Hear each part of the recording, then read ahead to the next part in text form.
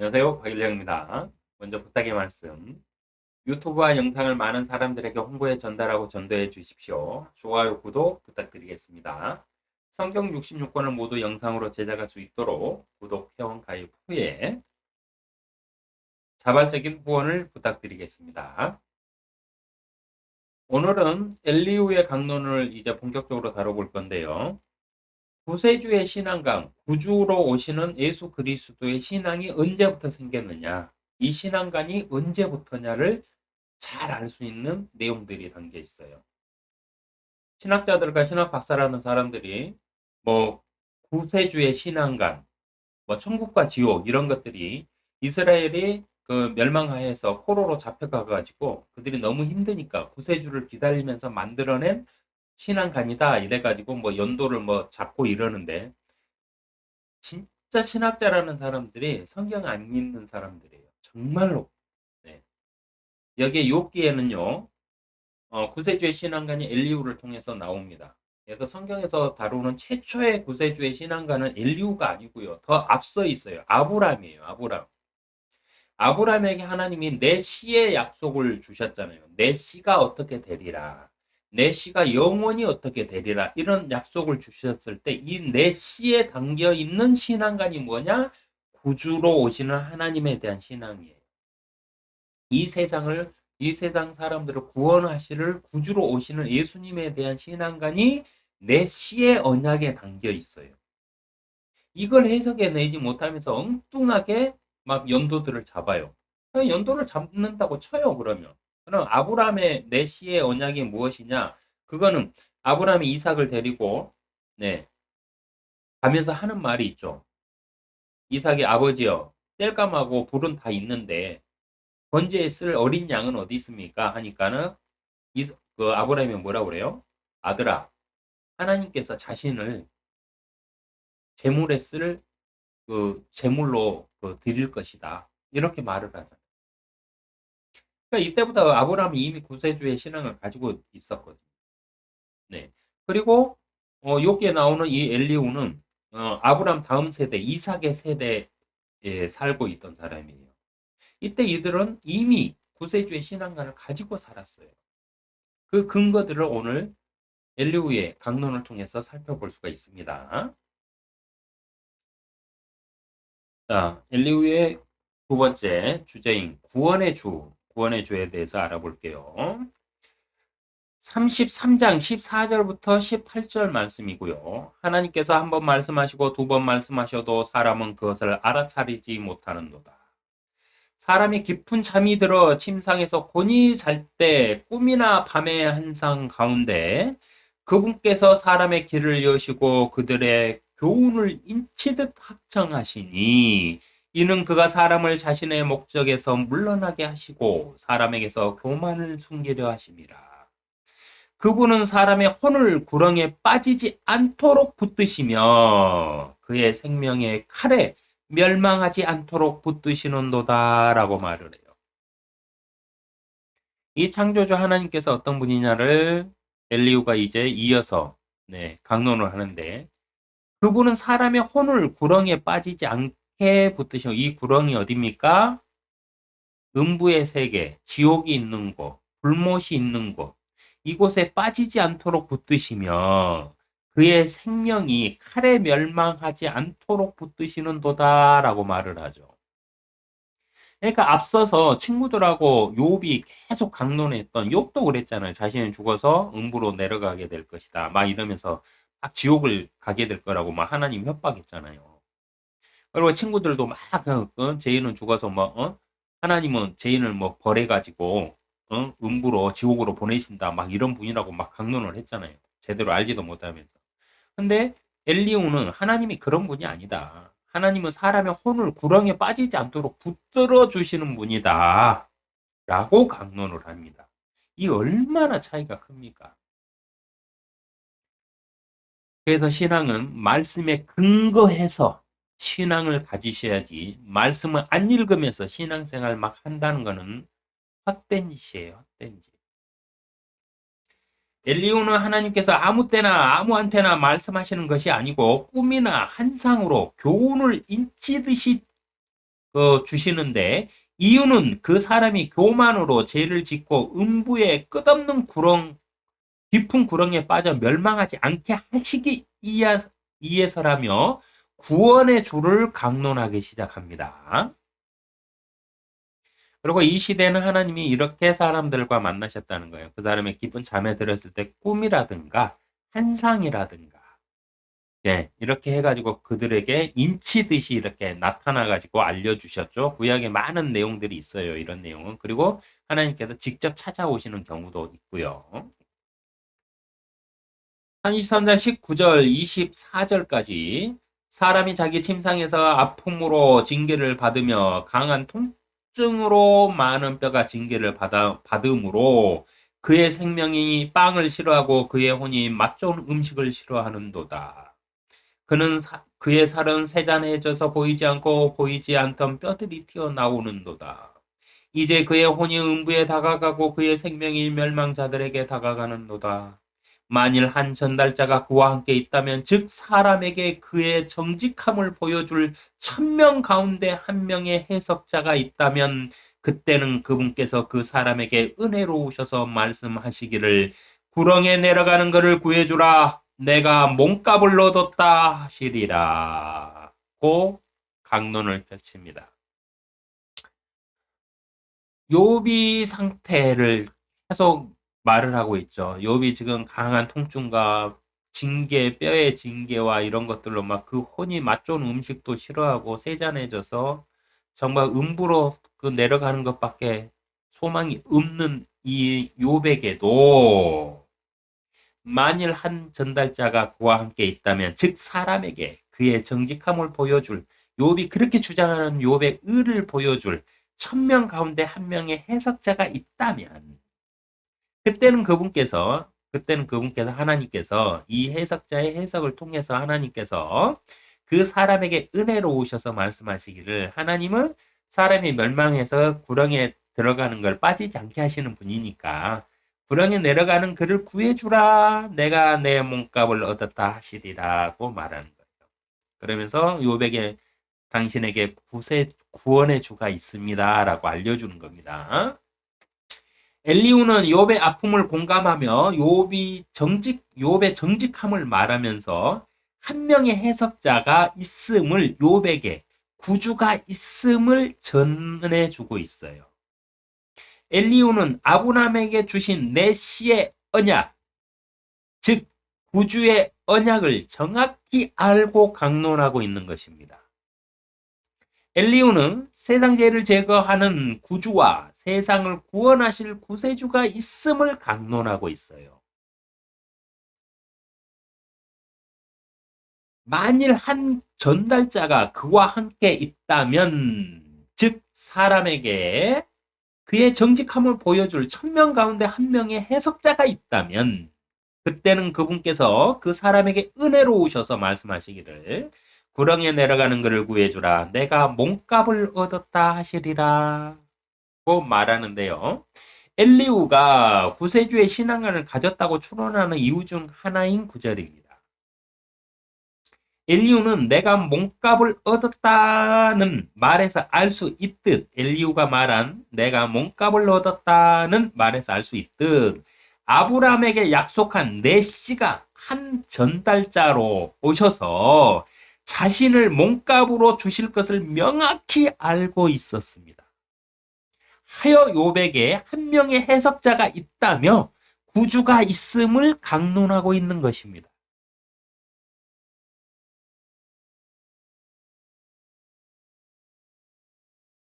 성경을 읽어보면 이렇게 해석이 돼요. 근데 성경을 안 읽는 사람들이 구세주의 신앙이 뭐 언제부터 생겼다고 개뻘소리를 하는 거예요. 그들이 말하는 것보다 훨씬 앞서 1000년도 더 이전에 이미 구세주 신앙을 가지고 있었어요, 사람들이. 2000년 이전에 이미 구세주의 신앙을 가지고 있었어요. 아브라함. 그리고 아브라함 다음 세대인 엘리후는 정확히 알고 있었어요. 한 명의 해석자, 죄에 대해서 해석을 하고 그 값을 치러줄 사람, 그 사람이 아브라함에게 약속한 씨에서 나올 것이라는 걸 정확히 알고 있었잖아요. 그리고 요백에 이걸 알려주고 있잖아요. 지금. 근데 무슨 구세주의 신앙관이 기독교에서 뭐 생겨난 게 뭐 언제다 하면서 개뻘소리들을 하는지 모르겠어요. 성경도 안 읽으면서 어떻게 성경학자라고 얘기들을 하는지 알 수가 없어요, 진짜로. 너무 억축이라고 주장할 수도 있으나 이 말이 억축이 아니라 사실임을 성경은 이미 기록하고 있어요. 창세기 22장 8절 아브라함이 말하기를 내 아들아 하나님께서 자신을 번제에 쓸 어린 양으로 마련하실 것이라 라고 이미 이삭에게 말을 했어요. 두 사람이 함께 가더라는 말씀에서 알 수 있듯이 아브라함은 내시의 언약이 무엇인지 정확하게 알고 있었는데 내시의 언약이 사람들의 죄값을 대속하시는 구주이시며 자신의 후손으로 이 세상에 오실 하나님 자신이심을 정확히 알고 있었으며 이를 아브라함은 후손들과 주변 사람들에게 가르쳤을 것이기 때문이에요. 엘리후가 알고 있는 이유도.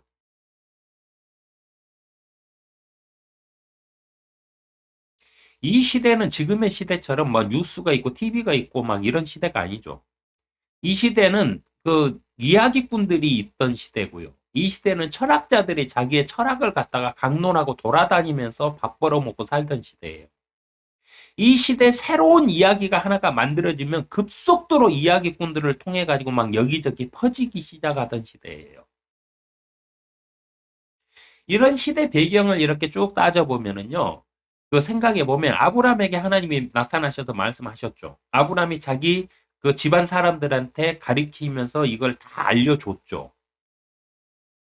그러면 그 집안 사람들은 그 종들은 또 자기하고 친한 종들에게 우리 주인이 이런 얘기를 해줬는데 말이야 이러면서 또 퍼뜨렸겠죠. 이러면서 계속 퍼져나갔던 거죠. 그 중에서 아 이게 사실인가 하고 직접 찾아와 가지고 이게 사실입니까 하고 물어보던 사람들도 있었겠죠.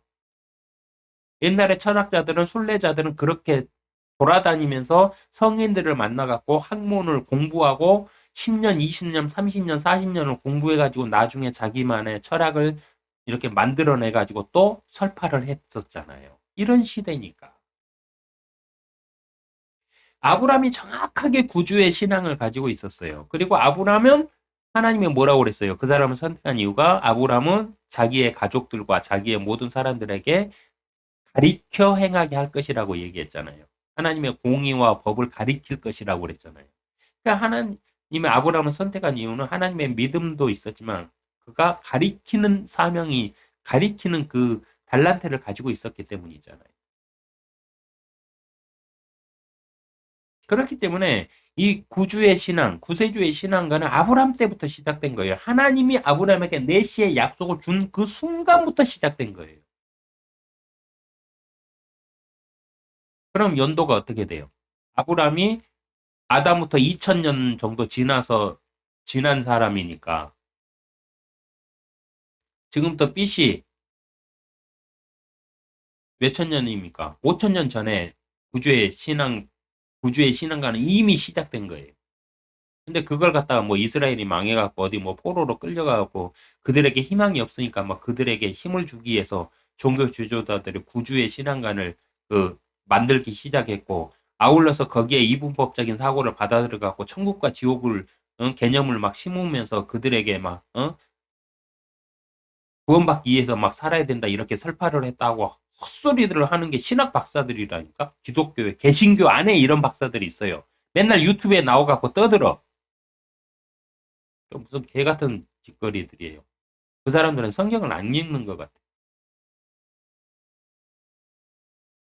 그냥 신에 대한 학문을 하고 싶어가지고 신학 박사가 된 사람들이면 종교를 옮기세요. 사람이 만든 종교에 가가지고 얼마든지 당신들이 그 신에 대한 그 개념들을 만들어 갖고 가리키면 되잖아. 근데 기독교는 그런 종교가 아니라고. 기독교는 하나님의 말씀에 근거한 종교예요. 말씀대로 믿는 종교야. 성인들의 말, 카톨릭 교황들이 했던 그 어록들을 믿는 종교가 아니라고. 그들이 만들어낸 기도문으로 기도하는 종교가 아니라고.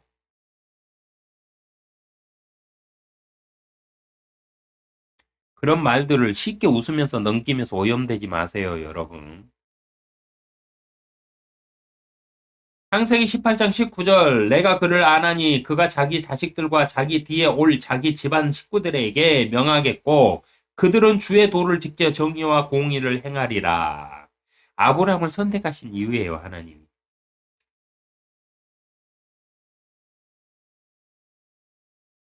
아브라함의 믿음도 좋은 사람이었지만 아직 아브라함의 달란트는 이거였어요. 내가 그를 안하니 하나님이 아브라함을 아는데 그가 자기 자식들과 자기 뒤에 올 자기 집안 식구들에게 명하겠고 가리키는 달란트가 있었다는 거예요. 그래서 하나님의 이 언약을 갖다가 그 후손들에게 명하여서 가리키도록 그 틀을 잡을 사람이었다는 거예요. 이게 하나님이 아브라함을 택하신 이유 중에 하나입니다. 욥기는요 아브라함 다음 세대인 이삭과 야곱의 시대이므로 엘리후가 아브라함이 전한 구세주의 신앙을 가졌다는 것은 억측이 아니라 성경적인 사실입니다.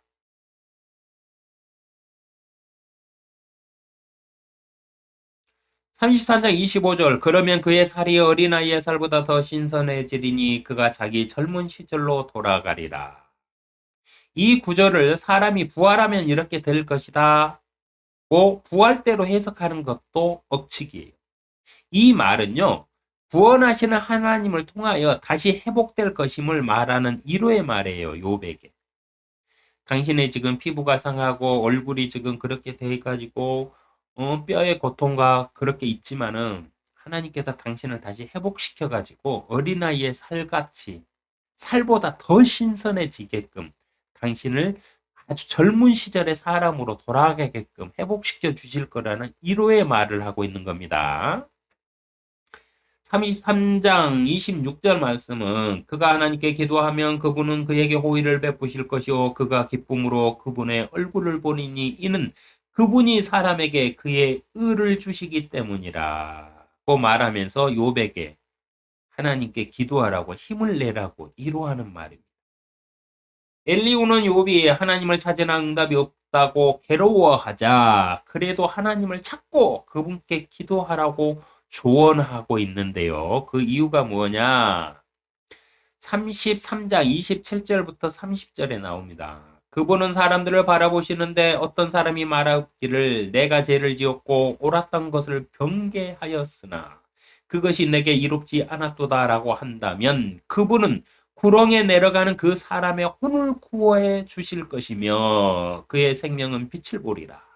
보라 하나님께도 종종 실험 사랑과 더불어 보라 하나님께도 종종 사랑과 더불어 이런 모든 일을 행하심은 구렁에서 그의 혼을 데려오시고 산 자들의 빛으로 비추려 하심이라고 나와 있어.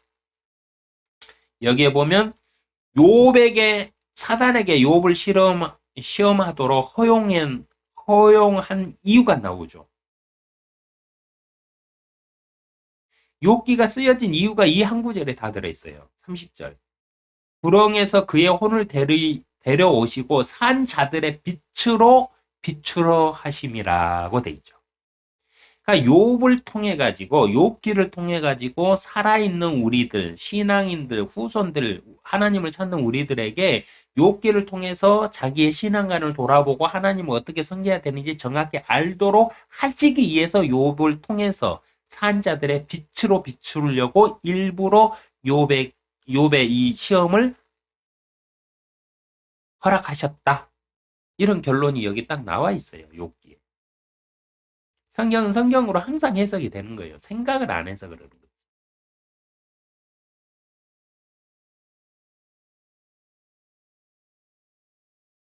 자, 여기 보면 중요한 구절이 하나 또 나옵니다. 옳았던 것을 번개하였으나 옳았던 것을 번개하였으나 이 말이 아주 중요해요. 번개가 뭐냐면은요. 있는 것을 바꾸는 것을 말하는 거죠. 교묘하게 비트는 걸 말하죠. 이 번개가 뭐냐면 창세기에서 사탄이 이브에게 했던 게 번개예요. 하나님의 말씀을 번개시키는 거.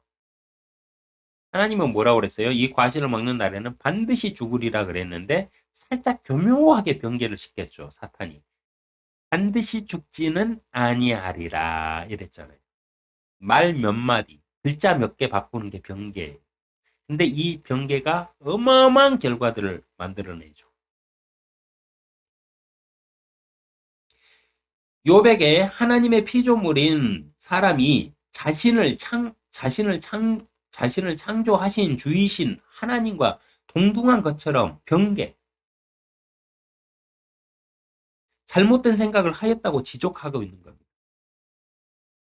옳았던 것을 변개하였으나 이 말의 뜻이 욥에게 하나님의 피조물인 사람이 욥 당신이 당신을 창조주이시 하나님과 동등한 것처럼 변개, 잘못된 생각을 하였다고 지적하는 거예요.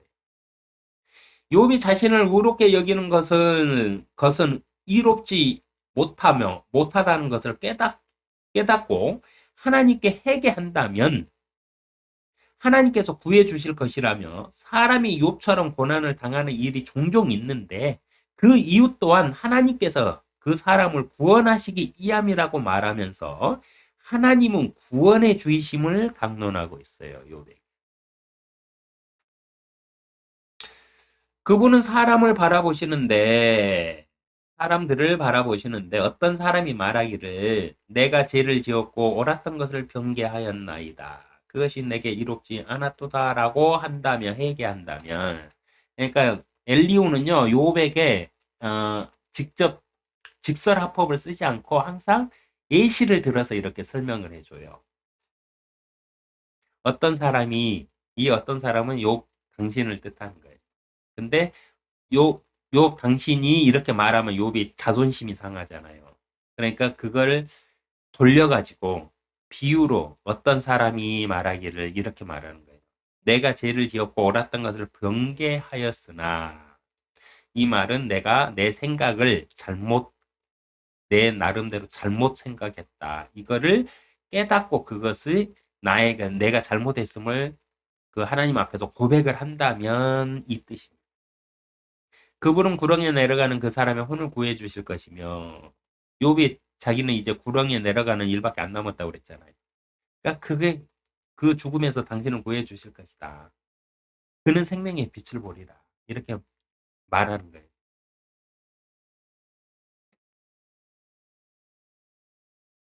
33장 30절에 구렁에서 그의 혼을 데려오시고 산 자들의 빛으로 비추려 하심이라. 이 구절을 예수님과 연관지어 해석하는 것은 끼워 맞추기식 해석이며 이 구절은 앞에 29절과 연동되는 구절로써요. 보라, 29절, 보라, 하나님께서 종종 사랑과 더불어 이런 모든 일을 행하심은 30절, 구렁에서 그의 혼을 데려오시고 산 자들의 빛으로 비추라 하심이라로 연결이 되므로 30절만 따로 떼서 예수님을 예언한 것이다 라고 해석하면 안 돼요. 또한 30절은요. 구렁에서 그의 혼을 데려오시고 이거는 예수님이 그 지옥에 가셨다가 다시 올라오셨잖아요. 그러니까 이 사건을 말한다 이렇게 해석하면 안 된다는 거예요. 또한 종종 사람과 더불어라고 했으니까 이 구절을 예수님의 사역과 연계시키면 한 분 구세주가 아니라 종종 있는 구세주가 되므로 예수님과 연관지어 해석하는 것은 불가능해요. 이 말씀에 보면은 그렇잖아요. 보라, 하나님께서 종종 사람과 더불어 이런 모든 일을 행하심은 이렇게 돼 있잖아요. 구렁에서 그의 혼을 데려오시고 이렇게 돼 있는데 30절만 똑 떼어가지고 이거는 예수님을 예언한 것이다 이렇게 얘기하면 29절하고 30절은 하나로 세트거든요. 뗄 수 없는 한 구절이에요. 그러면 종종 하나님이 예수님을 뭐 다시 보낸다는 뭐 이런 엉뚱한 해석들이 돼버리잖아요. 그래서 그렇게 해석할 수 없다는 거예요. 그래서 이 구절은 예수님과 연관지어서 해석하시면 안 된다는 겁니다. 30절 구렁에서 그의 혼을 데려오시고 산 자들을 빛으로 비추러 하심이라. 그러면 또한 예수님께서 지옥에 3일 동안 내려가셨다고 오신 이유가 있는데요. 지옥에서 사람의 혼을 데려오시려고 간 것이 아닙니다. 자, 다른 말 하다가 하니까 연결이 안 되네요. 다시. 네.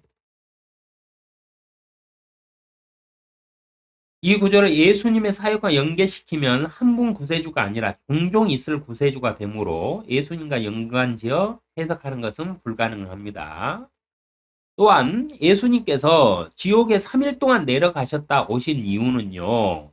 지옥에서 사람의 혼을 데려오시려고 간 것이 아니라 사람들의 죄값을 대신 치르시고 노아 때 홍수로 재판도 없이 지옥에 가두어 두신 자들에게 천년 왕국이 준비되어 있음을 알려주시기 위하여 다녀오신 것이며 계시록 1장 18절 나는 살아있는 자며 죽은 자였으나 보라 영원 무궁토록 살아있노라 아멘이라는 아멘 또한 내가 지옥과 사망의 열쇠를 가졌노라는 말씀처럼 지옥의 열쇠를 가지러 다녀오셨습니다.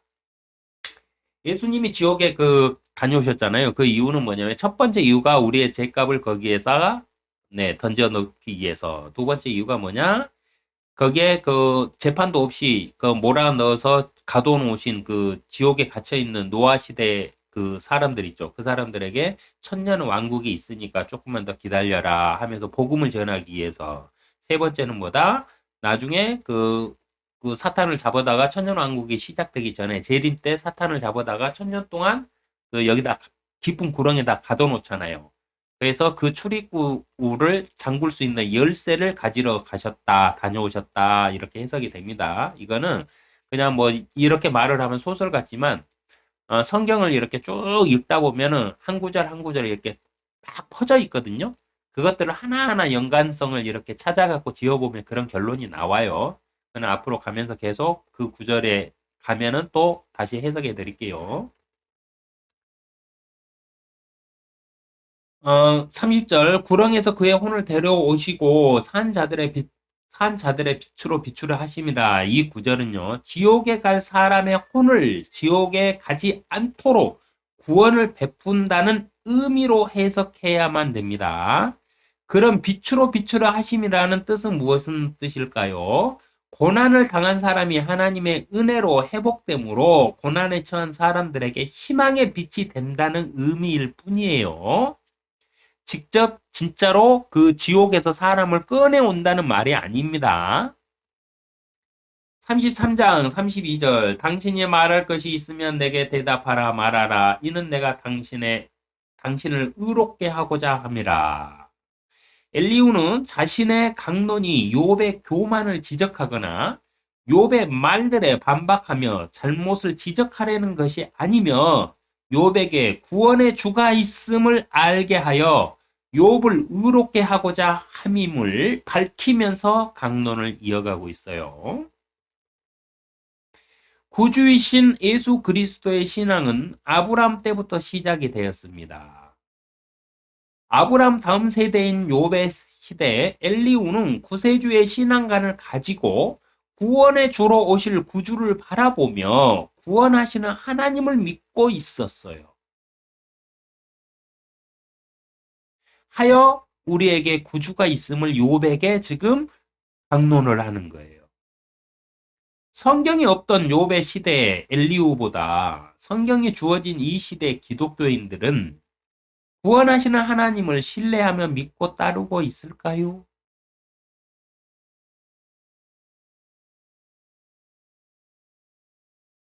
나는 구원하시는 하나님을 얼마나 신뢰하고 있는지 생각해 보시는 한 주 되시기를 바랍니다.